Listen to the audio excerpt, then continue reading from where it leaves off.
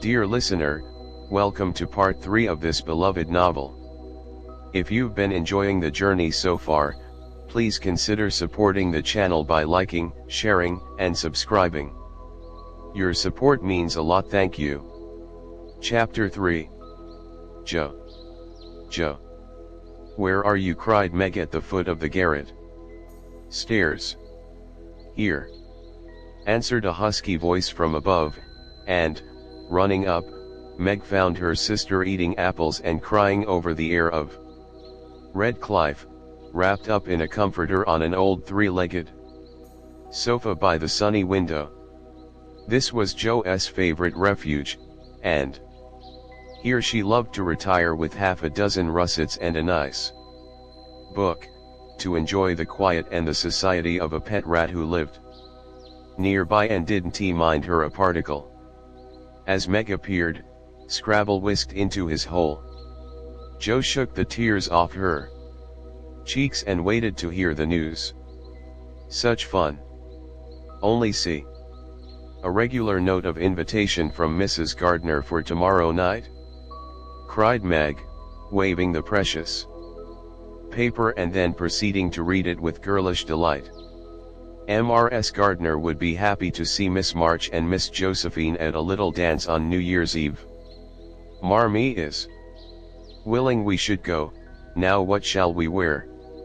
What's the use of asking that, when you know we shall wear our poplins, because we haven't got anything else, answered Jo with her mouth full. If I only had a silk, sighed Meg. Mother says I may when I'm 18 perhaps, but 2 years is an everlasting time to wait. I am sure our pops look like silk, and they are nice enough for us. Yours is as good as new, but I forgot the burn and the tear in mine. Whatever shall I do? The burn shows badly, and I can't take any out. You must sit still all you can and keep your back out of sight. The front is all right. I shall have a new ribbon for my hair, and Marmee will lend me her little pearl pin, and my new slippers are lovely, and my gloves will do, though they aren't as nice as I'd like. Mine are spoiled with lemonade, and I can't get any new ones, so I shall have to go without, said Jo, who never troubled herself much about dress. You must have gloves, or I won't go, cried Meg decidedly. Gloves are more important than anything else. You can't dance without them, and if you don't I should be so mortified. Then I'll stay still. I don't care much for company dancing. It's no fun to go sailing round. I like to fly about and cut capers. You can't ask Mother for new ones, they are so expensive, and you are so careless. She said when you spoiled the others that she shouldn't get you any more this winter. Can't you make them do? I can hold them crumpled up in my hand, so no one will know how stained they are. That's all I can do. No. I'll tell you how we can manage, each wear one good one and carry a bad one. Don't you see? Your hands are bigger than mine, and you will stretch my glove dreadfully, began Meg, whose gloves were a tender point with her. Then I'll go without. I don't care what people say, cried Jo, taking up her book. You may have it, you may. Only don't stain it, and do behave nicely. Don't put your hands behind you, or stare, or say Christopher Columbus. Will you? Don't worry about me. I'll be as prim as I can and not get into any scrapes, if I can help it. Now go and answer your note, and let me finish this splendid story. So Meg went away to accept with thanks, look over her dress, and sing blithely as she did up her one real lace frill, while Jo finished her story, her 4 apples, and had a game of romps with Scrabble. On New Year's Eve the parlor was deserted, for the 2 younger Girls played dressing maids and the two elder were absorbed in the all-important business of getting ready for the party. Simple as the toilets were, there was a great deal of running up and down, laughing and talking, and at one time a strong smell of burned hair pervaded the house. Meg wanted a few curls about her face, and Jo undertook to pinch the papered locks with a pair of hot tongs. "Ought they to smoke like that?" asked Beth from her perch on the bed. "It's the dampness drying," replied Jo. "What a queer smell." "It's like burned feathers," observed Amy, smoothing her own pretty curls with a superior air. "There, now I'll take off the papers and you'll see a cloud of little ringlets," said Jo, putting down the tongs. She did take off the papers, but no cloud of ringlets appeared, for the hair came with the papers, and the horrified hairdresser laid a row of little scorched bundles on the bureau before her. Victim. "Oh, oh, oh. What have you done? I'm spoiled. I can't go. My hair, oh, my hair," wailed Meg, looking with despair at the uneven frizzle on her forehead. "Just my luck. You shouldn't have asked me to do it. I always spoil everything. I'm so sorry, but the tongs were too hot, and so I've made a mess," groaned poor Jo, regarding the little black pancakes with tears of regret. "It isn't spoiled. Just frizzle it, and tie your ribbon so the ends come on your forehead a bit, and it will look like the last fashion. I've seen many girls do it so," said Amy consolingly. "Serves me right for trying to be fine. I wish I'd let my hair alone," cried Meg petulantly. "So do I, it was so smooth and pretty. But it will soon grow out again," said Beth, coming to kiss and comfort the shorn sheep. After various lesser mishaps, Meg was finished at last, and by the united exertions of the entire family, Jo's hair was got up, and her dress on. They looked very well in their simple suits, Meg's in silvery drab, with a blue velvet snood, lace frills, and the pearl pin. Jo in maroon, with a stiff, gentlemanly linen collar, and a white chrysanthemum or two for her only ornament. Each put on one nice light glove, and carried one soiled one, and all pronounced the effect quite easy and fine. Meg's high-heeled slippers were very tight and hurt her, though she would not own it, and Jo's 19 hairpins all seemed stuck straight into her head, which was not exactly comfortable, but, dear me, let us be elegant or die. "Have a good time, dearies," said Mrs. March, as the sisters went daintily down the walk. "Don't eat much supper, and come away at 11 when I send Hannah for you." As the gate clashed behind them, a voice cried from a window, "Girls, girls, have you both got nice pocket handkerchiefs?" Yes, spandy nice, and Meg has cologne on hers," cried Jo, adding with a laugh as they went on, "I do believe Marmee would ask that if we were all running away from an earthquake. It is one of her aristocratic tastes, and quite proper, for a real lady is always known by neat boots, gloves, and handkerchief," replied Meg, who had a good many little aristocratic tastes of her own. "Now don't forget to keep the bad breath out of sight, Jo." "Is my sash right, and does my hair look very bad?" said Meg, as she turned from the glass in Mrs. Gardner's dressing room after a prolonged prank. "I know I shall forget. If you see me doing anything wrong, just remind me by a wink, will you?" returned Jo, giving her collar a twitch and her head a hasty brush. "No, winking isn't ladylike. I'll lift my eyebrows if anything is wrong, and nod if you are alright. Now hold your shoulder straight, and take short steps, and don't shake hands if you are introduced to anyone. It isn't the thing. How do you learn all the proper ways? I never can. Isn't that music gay? Down they went, feeling a trifle timid, for they seldom went to parties, and informal as this little gathering was, it was an event to them. Mrs. Gardner, a stately old lady, greeted them kindly, and handed them over to the eldest of her 6 daughters. Meg knew Sally and was at her ease very soon, but Jo, who didn't care much for girls or girlish gossip, stood about, with her back carefully against the wall, and felt as much out of place as a cold in a flower garden. Half a dozen jovial lads were talking about skates in another part of the room, and she longed to go and join them, for skating was one of the joys of her life. She telegraphed her wish to Meg, but the eyebrows went up so alarmingly that she dared not stir.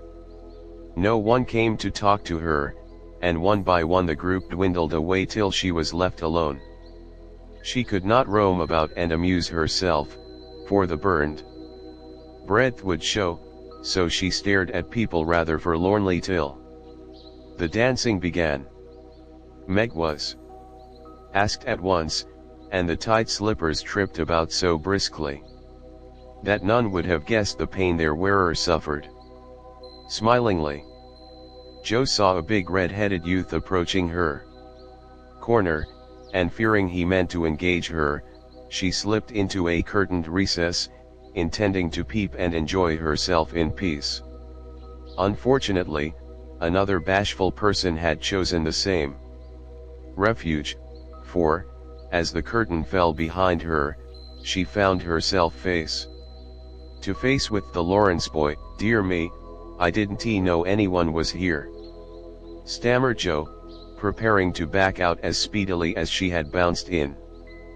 But the boy laughed and said pleasantly, though he looked a little startled, "Don't mind me, stay if you like. Shan't I disturb you?" "Not a bit. I only came here because I don't know many people, and felt rather strange at first, you know. So did I. Don't go away, please, unless you'd rather." The boy sat down again and looked at his pumps, till Jo said, trying to be polite and easy, "I think I've had the pleasure of seeing you before. You live near us, don't you?" "Next door." And he looked up and laughed outright, for Jo's prim manner was rather funny when he remembered how they had chatted about cricket when he brought the cat home. That put Jo at her ease, and she laughed too, as she said, in her heartiest way, "We did have such a good time over your nice Christmas present. Grandpa sent it? But you put it into his head, didn't you, now?" "How is your cat, Miss March?" asked the boy, trying to look sober while his black eyes shone with fun. "Nicely, thank you, Mr. Lawrence." "But I am not Miss March, I'm only Jo," returned the young lady. "I am not Mr. Lawrence, I'm only Laurie." "Laurie Lawrence, what an odd name." "My first name is Theodore, but I don't like it, for the fellows called me Dora, so I made the say Laurie instead. I hate my name, too, so sentimental. I wish everyone would say Jo instead of Josephine." "How did you make the boys stop calling you Dora?" "I thrashed em. I can't thrash Aunt March, so I suppose I shall have to bear it." And Jo resigned herself with a sigh. "Don't you like to dance, Miss Jo?" asked Laurie, looking as if he thought the name suited her. "I like it well enough if there is plenty of room, and everyone is lively." In a place like this I'm sure to upset something, tread on people's toes, or do something dreadful, so I keep out of mischief and let Meg sail about. Don't you dance? Sometimes. You see, I've been abroad a good many years, and haven't been into company enough yet to know how you do things here. Abroad? Cried Jo. Oh, tell me about it. I love dearly to hear people describe their travels. Laurie didn't seem to know where to begin, but Jo's eager questions soon set him going, and he told her how he had been at school in Vevey, where the boys never wore hats and had a fleet of boats on the lake, and for holiday fun went on walking trips about Switzerland with their teachers. Don't I wish I'd been there, cried Jo. Did you go to Paris? We spent last winter there. Can you talk French? We were not allowed to speak anything else at Vevey. Do say some. I can read it, but can't pronounce. Colnama Setter Jean Demoiselle en les Pantalons Jolies. How nicely you do it. Let me see. You said, who is the young lady in the pretty slippers, didn't you? Oui, mademoiselle. It's my sister Margaret, and you knew it was. Do you think she is pretty? Yes, she makes me think of the German girls. She looks so fresh and quiet, and dances like a lady. Jo quite glowed with pleasure at this boyish praise of her sister, and stored it up to repeat to Meg. Both peeped and criticized, and chatted till they felt like old acquaintances. Laurie's bashfulness soon wore off, for Jo's gentlemanly demeanor amused and set him at his ease, and Jo was her merry self again, because her dress was forgotten and nobody lifted their eyebrows at her. She liked the Lawrence boy better than ever and took several good looks at him, so that she might describe him to the girls, for they had no brothers, very few male cousins, and boys were almost unknown creatures to them. Curly black hair, brown skin, big black eyes, handsome nose, fine teeth, small hands and feet, taller than I am, very polite, for a boy, and altogether jolly. Wonder how old he is. It was on the tip of Jo's tongue to ask, but she checked herself in time and, with unusual tact, tried to find out in a roundabout way. I suppose you are going to college soon. I see you pegging away at your books. No, I mean studying hard. And Jo blushed at the dreadful pegging which had escaped her. Laurie smiled but didn't seem shocked, and answered with a shrug. Not for a year or two. I won't go before 17, anyway. Aren't you but 15? Asked Jo, looking at the tall lad, whom she had imagined 17 already. 16, next month. How I wish I was going to college. You don't look as if you liked it. I hate it. Nothing but grinding or skylarking. And I don't like the way fellows do either, in this country. What do you like? To live in Italy, and to enjoy myself in my own way. Jo wanted very much to ask what his own way was, but his black brows looked rather threatening as he knit them, so she changed the subject by saying, as her foot kept time, that's a splendid polka. Why don't you go and try it? If you will come too, he answered, with a gallant little bow. I can't, for I told Meg I wouldn't, because... There Jo stopped, and looked undecided whether to tell or to laugh. Because, what you want tell never. Well, I have a bad trick of standing before the fire, and so I burn my frocks, and I scorched this one, and though it's nicely mended, it shows, and Meg told me to keep still so no one would see it. You may laugh, if you want to. It is funny, I know. But Laurie didn't he laugh. He only looked on a minute, and the expression of his face puzzled Jo when he said very gently, "Never mind that. I'll tell you how we can manage. There's a long hall out there, and we can dance grandly, and no one will see us. Please come."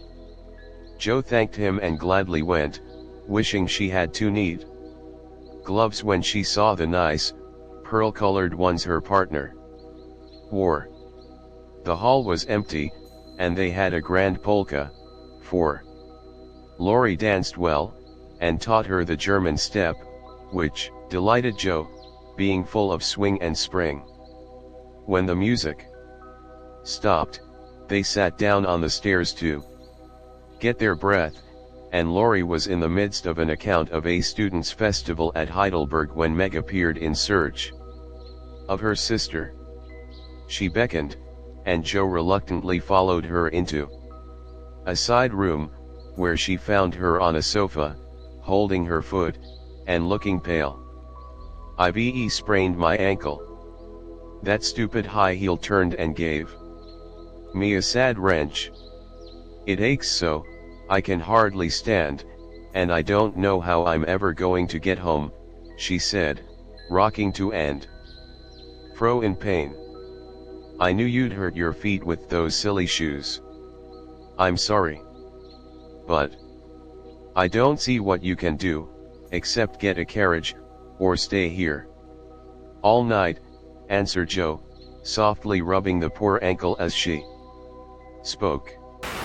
"I can't have a carriage without its costing ever so much. I dare say I can't get one at all, for most people come in their own, and it's a long way to the stable, and no one to send. I'll go. No, indeed. It's past 9, and dark as Egypt. I can't stop here, for the house is full. Sally has some girls staying with her. I'll rest till Hannah comes, and then do the best I can." "I'll ask Laurie." "He will go," said Jo, looking relieved as the idea occurred to her. "Mercy, no. Don't ask or tell anyone. Get me my rubbers, and put these slippers with our things. I can't dance anymore, but as soon as supper is over, watch for Hannah and tell me the minute she comes. They are going out to supper now. I'll stay with you." "I'd rather." "No, dear, run along, and bring me some coffee. I'm so tired I can't stir." So Meg reclined, with rubbers well hidden, and Jo went blundering away to the dining room, which she found after going into a china closet, and opening the door of a room where old Mr. Gardner was taking a little private refreshment. Making a dart at the table, she secured the coffee, which she immediately spilled, thereby making the front of her dress as bad as the back. "Oh, dear, what a blunderbuss I am!" exclaimed Jo, finishing Meg's glove by scrubbing her gown with it. "Can I help you?" said a friendly voice. And there was Laurie, with a full cup in one hand and a plate of ice in the other. "I was trying to get something for Meg, who is very tired, and someone shook me, and here I am in a nice state," answered Jo, glancing dismally from the stained skirt to the coffee-colored glove. "Too bad. I was looking for someone to give this to. May I take it to your sister?" "Oh, thank you. I'll show you where she is." "I don't offer to take it myself, for I should only get into another scrape if I did." Jo led the way, and as if used to waiting on ladies, Laurie drew up a little table, brought a second installment of coffee and ice for Jo, and was so obliging that even particular Meg pronounced him a nice boy. They had a merry time over the bonbons and mottos, and were in the midst of a quiet game of buzz, with 2 or 3 other young people who had strayed in, when Hannah appeared. Meg forgot her foot and rose so quickly that she was forced to catch hold of Jo, with an exclamation of pain. "Hush! Don't say anything," she whispered, adding aloud, "It's nothing. I turned my foot a little, that's all," and limped upstairs to put her things on. Hannah scolded, Meg cried, and Jo was at her wit's end, till she decided to take things into her own hands. Slipping out, she ran down and, finding a servant, asked if he could get her a carriage.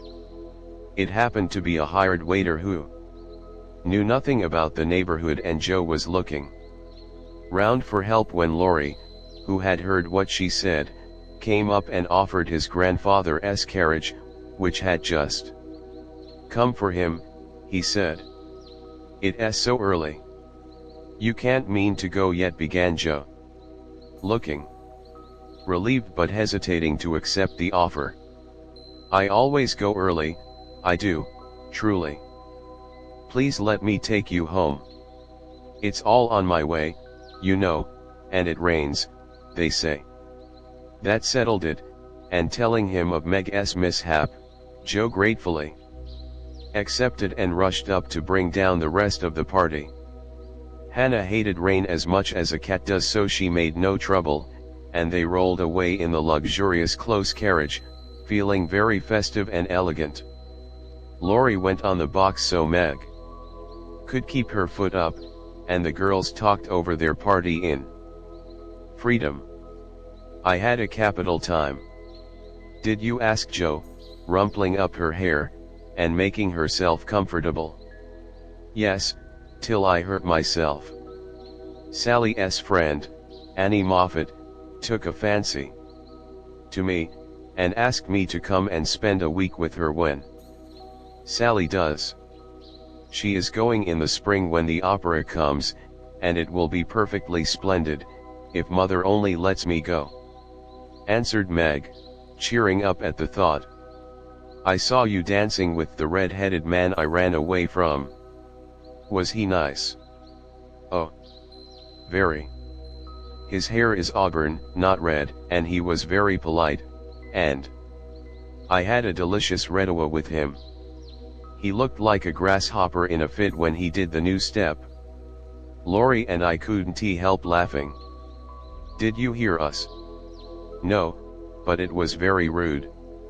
What were you about all that time, hidden away there?"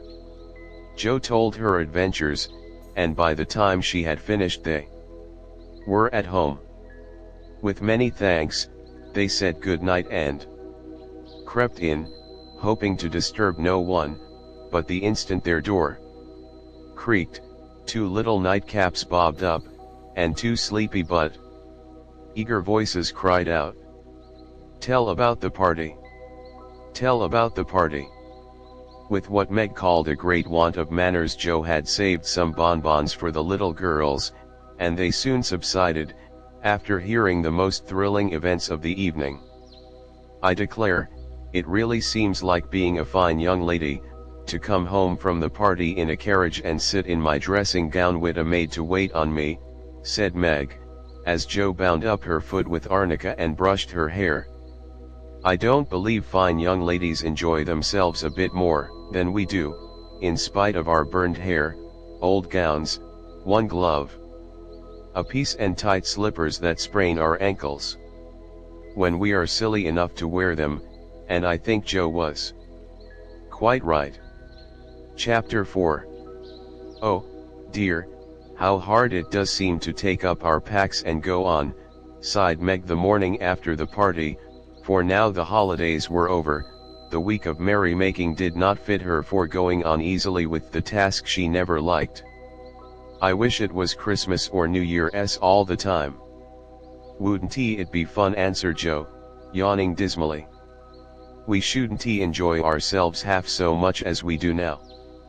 "But it Does seem so nice to have little suppers and bouquets, and go to parties, and drive home, and read and rest, and not work. It's like other people, you know, and I always envy girls who do such things. I'm so fond of luxury, said Meg, trying to decide which of two shabby gowns was the least shabby. Well, we can't have it, so don't let us grumble but shoulder our bundles and trudge along as cheerfully as Marmee does.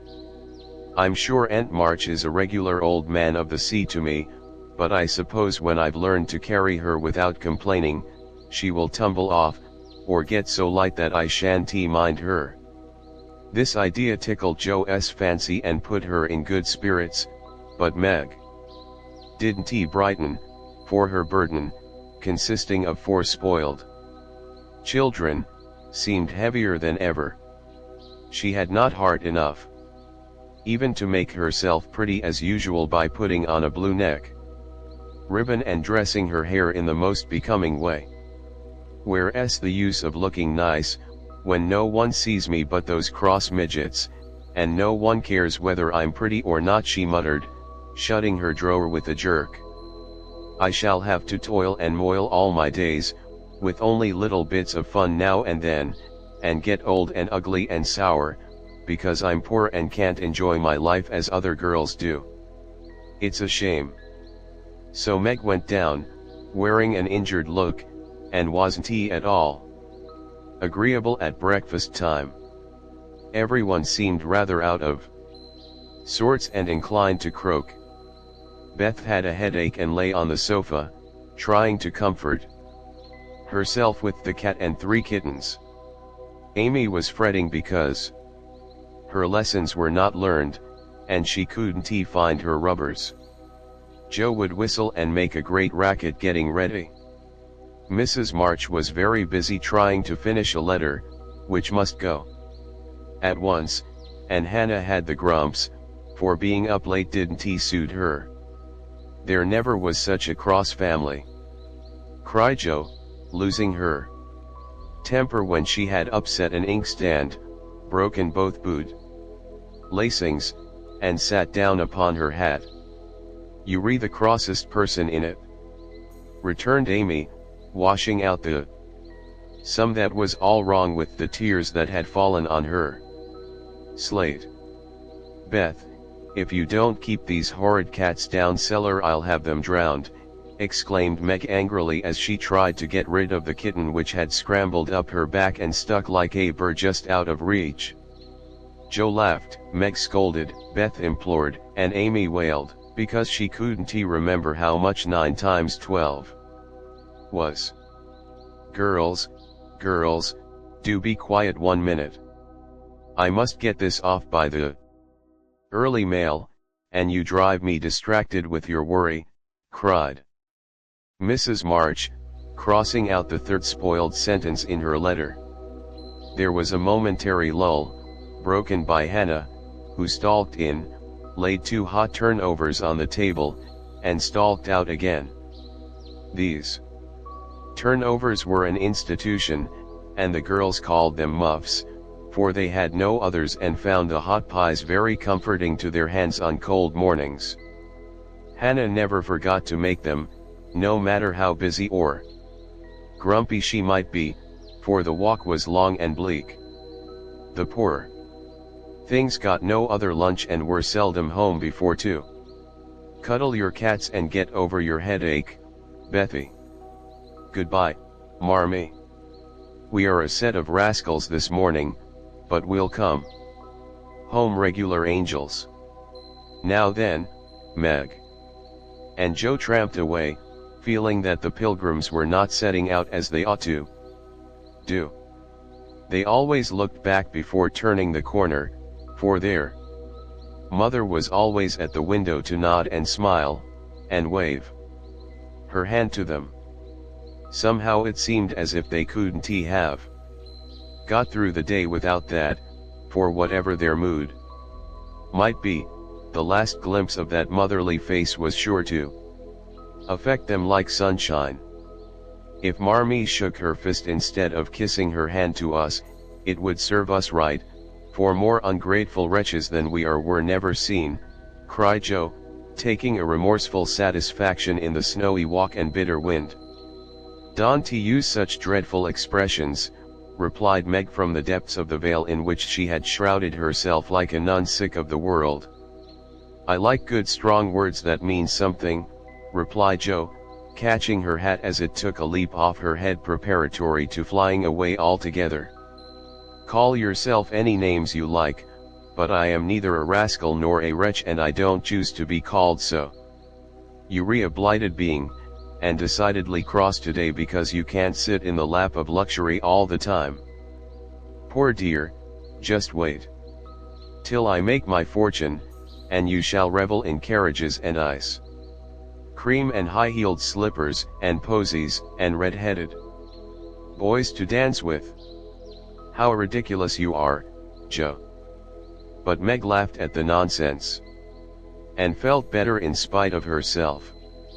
Lucky for you I am, for if I put on crushed airs and tried to be dismal, as you do, we should be in a nice state. Thank goodness, I can always find something funny to keep me up. Don't croak any more, but come home jolly, there's a dear. Jo gave her sister an encouraging pat on the shoulder as they parted for the day, each going a different way, each hugging her little warm turnover, and each trying to be cheerful in spite of wintry weather, hard work, and the unsatisfied desires of pleasure-loving youth. When Mr. March lost his property in trying to help an unfortunate friend, the two oldest girls begged to be allowed to do something toward their own support, at least.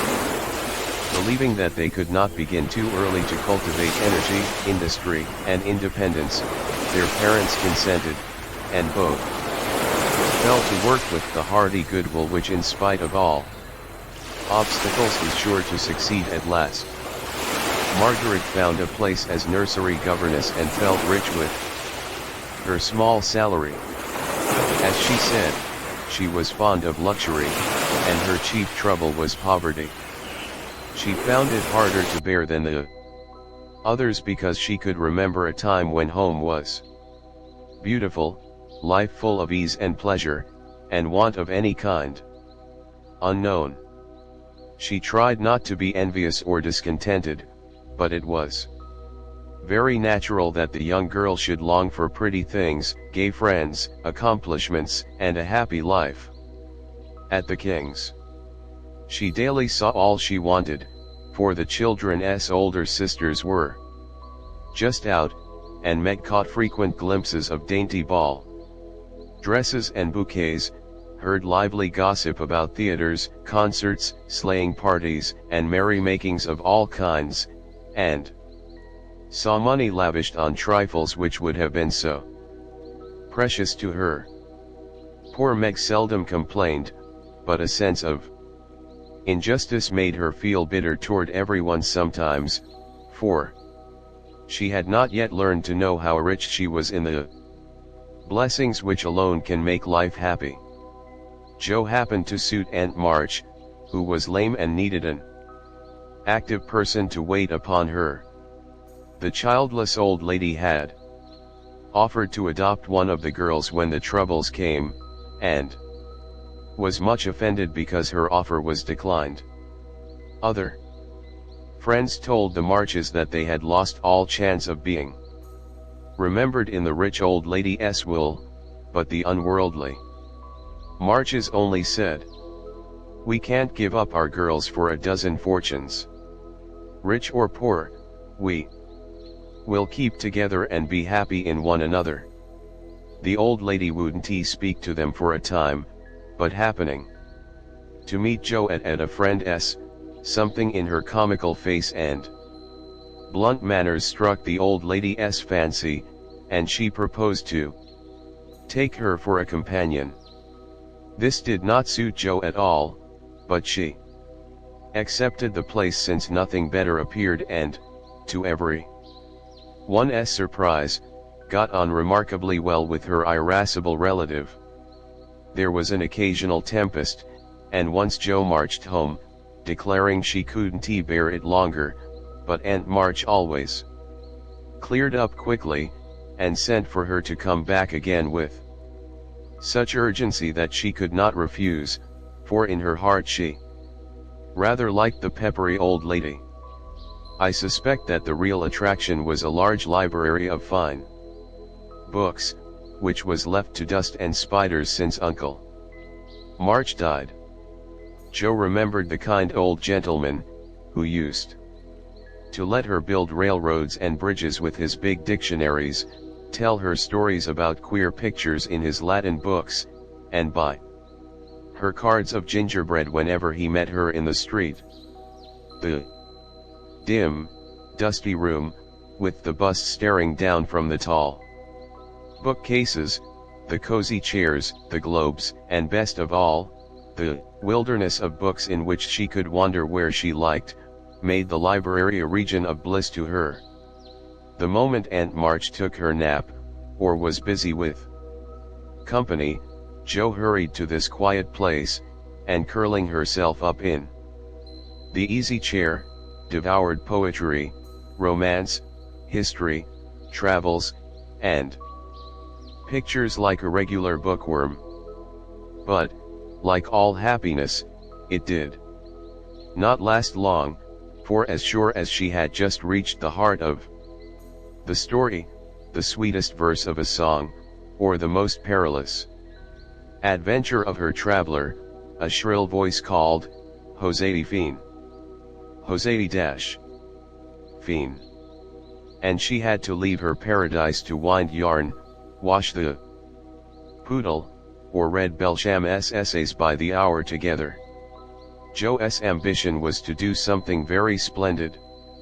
What it was, she had no idea as yet, but left it for time to tell her, and meanwhile, found her greatest affliction in the fact that she couldn't read, run, and ride as much as she liked.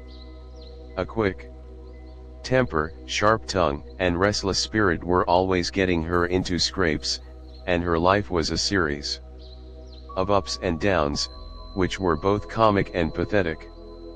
But the training she received at Aunt March's was just what she needed, and the thought that she was doing something to support herself made her happy in spite of the perpetual Hosea Fiend. Beth was too bashful to go to school. It had been tried, but she suffered so much that it was given up, and she did her lessons at home with her father. Even when he went away, and her mother was called to devote her skill and energy to soldiers' aid societies, Beth went faithfully on by herself and did the best she could. She was a housewifely little creature, and helped Hannah keep home neat and comfortable for the workers, never thinking of any reward but to be loved. Long, quiet days she spent, not lonely nor idle, for her little world was peopled with imaginary friends, and she was by nature a busy bee. There were 6 dolls to be taken up and dressed every morning, for Beth was a child still and loved her pets as well as ever. Not one whole or handsome one among them, all were outcasts till Beth took them in, for when her sisters outgrew these idols, they passed to her because Amy would have nothing old or ugly. Beth cherished them all the more tenderly for that very reason, and set up a hospital for infirm dolls. No pins were ever stuck into their cotton vitals, no harsh words or blows were ever given them, no neglect ever saddened the heart or the most repulsive, but all were fed and clothed, nursed, and caressed with an affection which never failed. One forlorn fragment of dollanite had belonged to Jo and, having led a tempestuous life, was left a wreck in the rag bag, from which dreary poorhouse it was rescued by Beth and taken to her refuge. Having no top to its head, she tied on a neat little cap, and as both arms and legs were gone, she hid these deficiencies by folding it in a blanket and devoting her best bed to this chronic invalid. If anyone had known the care lavished on that dolly, I think it would have touched their hearts, even while they left. She brought it bits of bouquets, she read to it, took it out to breathe fresh air, hidden under her coat, she sang it lullabies and never went to be without kissing its dirty face and whispering tenderly, "I hope you'll have a good night, my poor dear." Beth had her troubles as well as the others, and not being an angel but a very human little girl, she often wept a little weep as Jo said, because she couldn't take music lessons and have a fine piano. She loved music so dearly, tried so hard to learn, and practiced away so patiently at the jingling old instrument, that it did seem as if someone not to hint Aunt March ought to help her. Nobody did, however, and nobody saw Beth wipe the tears off the yellow keys, that wouldn't keep in tune, when she was all alone. She sang like a little lark about her work, never was too tired for Marmee and the girls, and day after day said hopefully to herself, "I know I'll get my music sometime, if I'm good."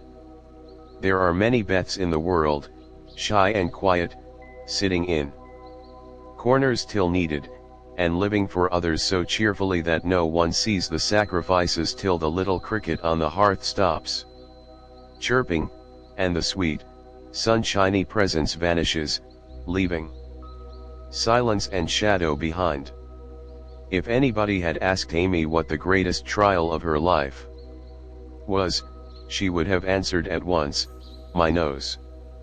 When she was a baby, Jo had accidentally dropped her into the coal hod, and Amy insisted that the fall had ruined her nose forever. It was not big nor red, like poor Petria's, it was only rather flat, and all the pinching in the world could not give it an aristocratic point. No one minded it but herself, and it was doing its best to grow, but Amy felt deeply the want of a Grecian nose, and drew whole sheets of handsome ones to console herself. Little Raphael, as her sisters called her, had a decided talent for drawing, and was never so happy as when copying flowers, designing fairies, or illustrating stories with queer specimens of art. Her teachers complained that instead of doing her sums she covered her slate with animals, the blank pages of her atlas were used to copy maps on, and caricatures of the most ludicrous description came fluttering out of all her books at unlucky moments. She got through her lessons as well as she could, and managed to escape reprimands by being a model of deportment. She was a great favorite with her mates, being good-tempered and possessing the happy art of pleasing without effort. Her little airs and graces were much admired, so were her accomplishments, for besides her drawing, she could play 12 tunes, crochet, and read French without mispronouncing more than 2/3 of the words. She had a plaintive way of saying, "When Papa was rich we did so and so," which was very touching, and her long words were considered perfectly elegant by the girls. Amy was in a fair way to be spoiled, for everyone petted her, and her small vanities and selfishnesses were growing nicely. One thing, however, rather quenched the vanities. She had to wear her cousin's clothes. Now Florence's mama hadn't a particle of taste, and Amy suffered deeply at having to wear a red instead of a blue bonnet, unbecoming gowns, and fussy aprons that did not fit. Everything was good, well made, and little worn, but Amy's artistic eyes were much afflicted, especially this winter, when her school dress was a dull purple with yellow dots and no trimming. My only comfort, she said to Meg, with tears in her eyes, is that mother doesn't take tucks in my dresses whenever I'm naughty, as Maria Parks's mother does. My dear, it's really 71 dreadful, for sometimes she is so bad her frock is up to her knees, and she can't come to school. When I think of this degradation, I feel that I can bear even my flat nose and purple gown with yellow skyrockets on it.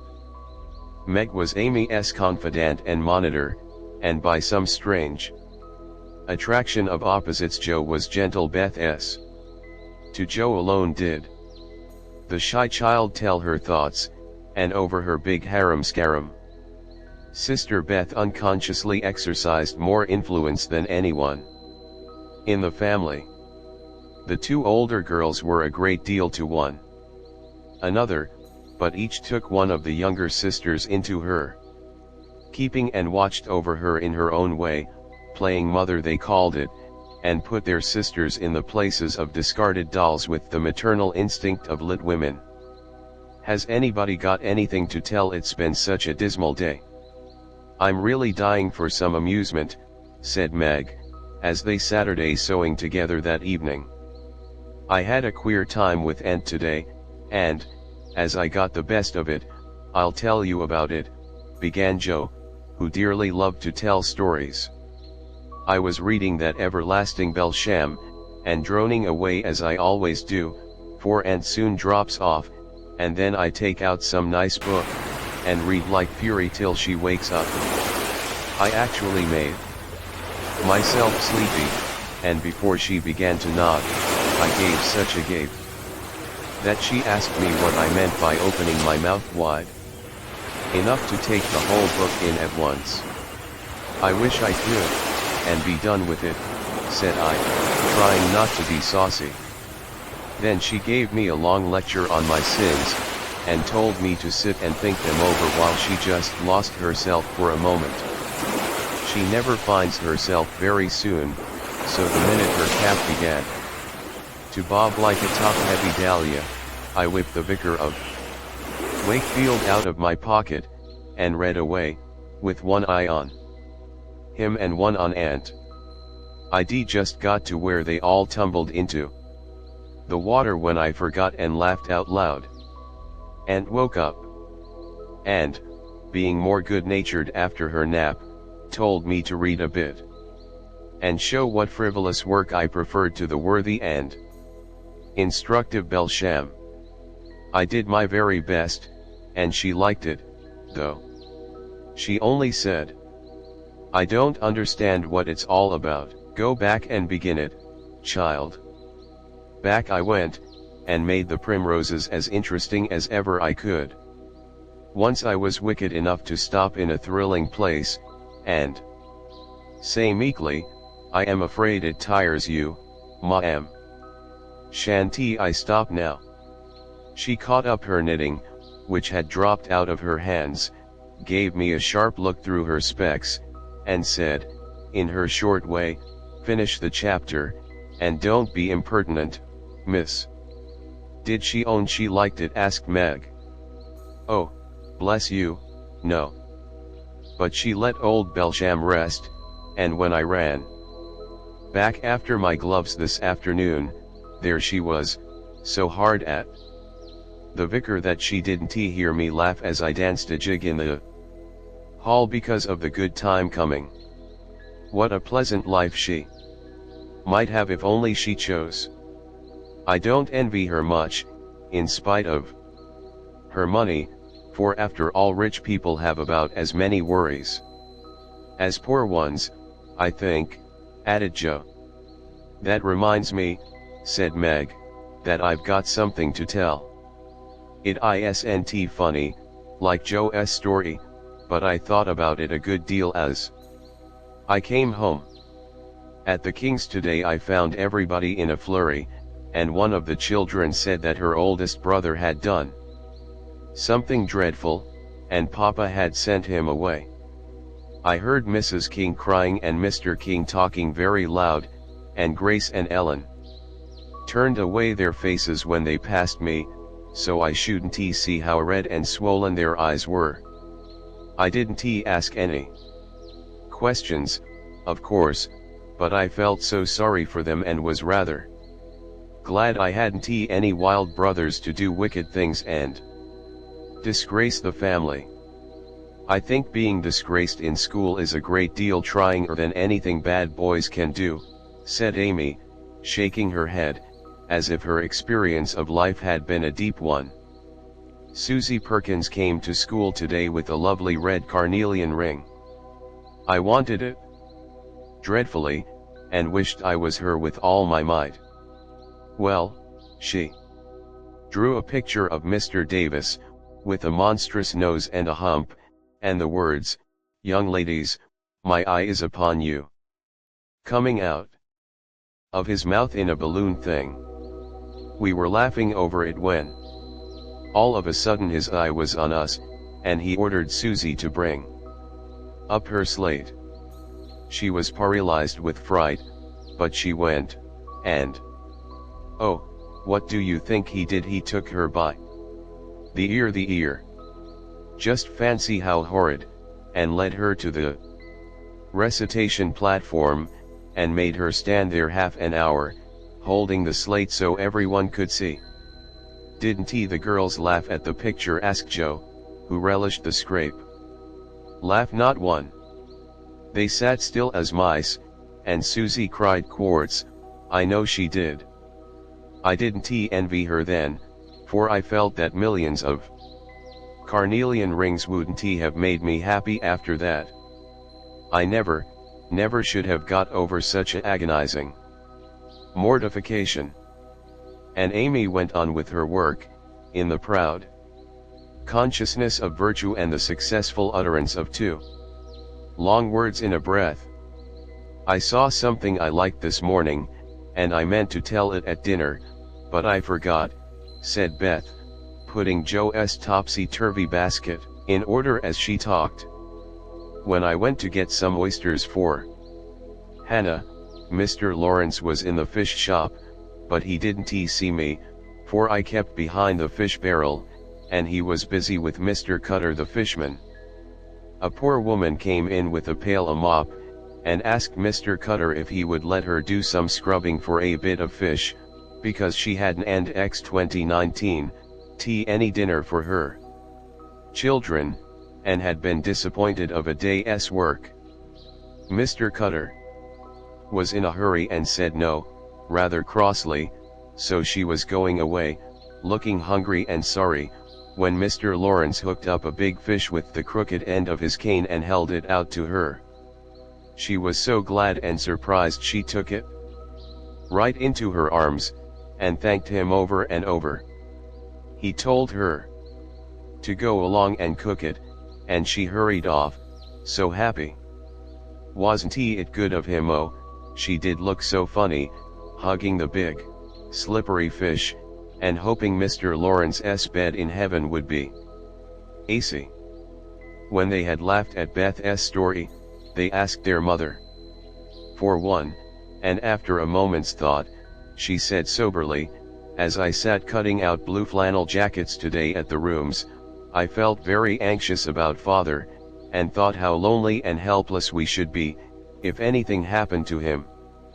It was not a wise thing to do, but I kept on worrying till an old man came in with an order for some clothes. He sat down near me, and I began to talk to him, for he looked poor and tired and anxious. Have you sons in the army? I asked, for the note he brought was not to me. Yes, ma'am. I had 4, but 2 were killed, 1 is a prisoner, and I'm going to the other, who is very sick in a Washington hospital. He answered quietly. You have done a great deal for your country, sir, I said, feeling respect now, instead of pity. Not a mite more than I ought, ma'am. I'd go myself, if I was any use. As I give my boys, and give 'em free. He spoke so cheerfully, looked so sincere, and seemed so glad to give his all, that I was ashamed of myself. I'd given one man, and thought it too much, while he gave four without grudging them. I had all my girls to comfort me at home, and his last son was waiting, miles away, to say goodbye to him, perhaps. I felt so rich, so happy thinking of my blessings, that I made him a nice bundle, gave him some money, and thanked him heartily for the lesson he had taught me. Tell another story, mother, one with a moral to it, like this. I like to think about them afterward, if they are real and not too preachy, said Jo, after a minute's silence. Mrs. March smiled and began at once, for she had told stories to this little audience for many years, and knew how to please them. Once upon a time, there were 4 girls, who had enough to eat and drink and wear, a good many comforts and pleasures, kind friends and parents who loved them dearly, and yet they were not contented. Here the listeners stole sly looks at one another, and began to sew diligently. These girls were anxious to be good and made many excellent resolutions, but they did not keep them very well, and were constantly saying, if only we had this, or if we could only do that, quite forgetting how much they already had, and how many things they actually could do. So they asked an old woman what spell they could use to make them happy, and she said, when you feel discontented, think over your blessings, and be grateful. Here Jo looked up quickly, as if about to speak, but changed her mind, seeing that the story was not done yet. Being sensible girls, they decided to try her advice, and soon were surprised to see how well off they were. One discovered that money couldn't keep shame and sorrow out of rich people's houses, another that, though she was poor, she was a great deal happier, with her youth, health, and good spirits, than a certain fretful, feeble old lady who couldn't enjoy her comforts, a third that, disagreeable as it was to help get dinner, it was harder still to go begging for it, and the fourth, that even carnelian rings were not so valuable as good behavior. So they agreed to stop complaining, to enjoy the blessings already possessed, and try to deserve them, lest they should be taken away entirely, instead of increased, and I believe they were never disappointed or sorry that they took the old woman's advice. Now, Marmee, that is very cunning of you to turn our own stories against us, and give us a sermon instead of a romance, cried Meg. I like that kind of sermon. It's the sort Father used to tell us, said Beth thoughtfully, putting the needle straight on Jo's cushion. I don't complain near as much as the others do, and I shall be more careful than ever now, for I've had warning from Susie's downfall, said Amy morally. We needed that lesson, and we won't forget it. If we do so, you just say to us, as old Chloe did in Uncle Tom, tink o be your marcies, chillin'.